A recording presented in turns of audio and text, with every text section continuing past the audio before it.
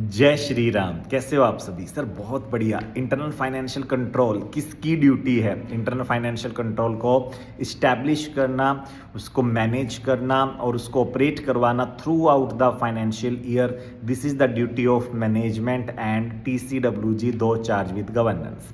और बेटा ये काम उनको करना ही करना है एज पर सेक्शन 134 BOD की कंपलसरी ड्यूटीज में से एक ड्यूटी आती है कि उसे इंटरनल फाइनेंशियल कंट्रोल को ना केवल प्रॉपरली डिजाइन करना है बल्कि उसको प्रॉपरली इंप्लीमेंट करवाना है।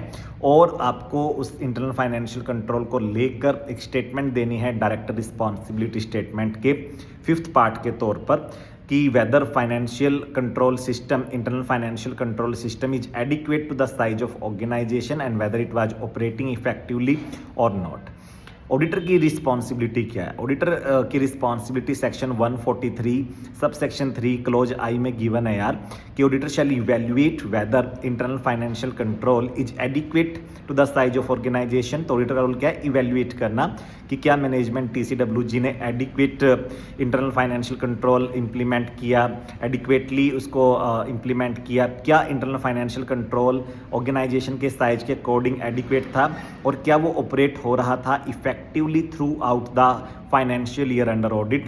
Although auditors of small companies are exempt. small company का मतलब यहाँ पे क्या है? एक तो OPC के ऑडिटर एग्जेम्प्ट है, यहाँ पर उनको इंटरनल फाइनेंशियल कंट्रोल को इवेल्युएट करके रिपोर्ट करना मैंडेटरी नहीं है। Auditor of small company as per section 2 clause 85 exempt है। इसके अलावा auditor of any other private company where turnover does not exceed ₹50 crore and borrowings at any point of time does not exceed ₹25 crore, ये वाली private company के auditors भी exempt हैं। इसके अलावा ऑडिट कमेटी की भी ड्यूटी बनती है कि वो इंटरनल फाइनेंशियल कंट्रोल और रिस्क मैनेजमेंट सिस्टम को चेक करे, इवेल्युएट करे और उनको रेनफोर्स कराए, उसके लिए सजेशंस दे, उनको इम्प्रूव करवाए। ऐसे ही बेटा सेक्शन 177 में जैसे ऑडिट कमेटी की ड्यूटी है, ऐसे ही शेड्यूल 4 जो आईडीज का कोड ऑफ कंडक्ट है जिसमें आईडीज का रोल, रिस्पॉन्सिबिलिटी, फंक्शंस गिवन है, जैसे सेक्शन 177 में ऑडिट कमेटी की टर्म्स ऑफ रेफरेंस गिवन है जो कि वो ऑडिट कमेटी बेटा सेट करती है।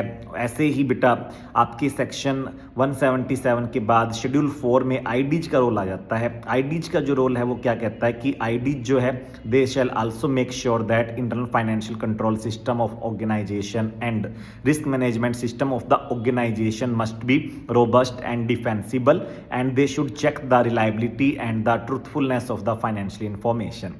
So hence we can say that the internal financial control is the responsibility of management and TCWG. They will design and implement a strong internal financial control and auditor will evaluate whether that internal financial control is adequate and operate effectively throughout the year under audit or not. Although the auditor of smaller private companies like OPC small company and where the or any other private company where the turnover does not exceed ₹50 crore and borrowing does not exceed ₹25 crore are exempt from this duty. They are not required to evaluate and report specifically. And then audit committee is mandated due to terms of reference due to section 177 to check the internal financial control and the risk management system. And similarly the independent directors which are appointed to check the internal controls, which are appointed to check the good corporate governance as per the recommendation of Cadbury committee, are required by schedule 4 to check the internal financial control and suggest improvements and similarly they are required to check the risk management system and make sure that the internal financial control and risk management system are robust and defensible. इसी तरीके के educational videos के लिए बने रहिएगा हमारे साथ। और एक बात और भी बता दूं मैं, इंटरनल फाइनेंशियल कंट्रोल जो होता है बेटा ये एक बहुत वाइडर टर्म है और ये फाइनेंशियल जो कंट्रोल होता है इसमें अपना मेन फोकस चाहे फाइनेंशियल स्टेटमेंट पे रहे बट इसमें अदर एस्पेक्ट भी आ जाते हैं। इंटरनल फाइनेंशियल कंट्रोल की जो डेफिनेशन गिवन है उस इंटरनल फाइनेंशियल कंट्रोल की डेफिनेशन में 5 पार्ट गिवन है। पहले पार्ट में क्या लिखा हुआ है कि internal financial control is a policy procedure which is established to ensure orderly and efficient conduct of the business. Second part में for it is made for the safeguarding of asset. Third part for detection of error and fraud. Fourth part for accurate accounting record, proper books of account and other records. And fifth part for reliable financial information, reliable financial reporting. All the objectives of the internal financial control, all the elements of internal financial control must be established, must be checked, must be established by management TCWG and must be evaluated by auditor, audit committee and independent directors.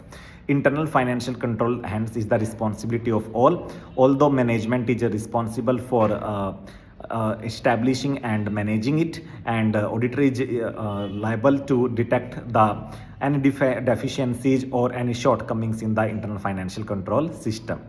Thank you. Jai Shri Ram.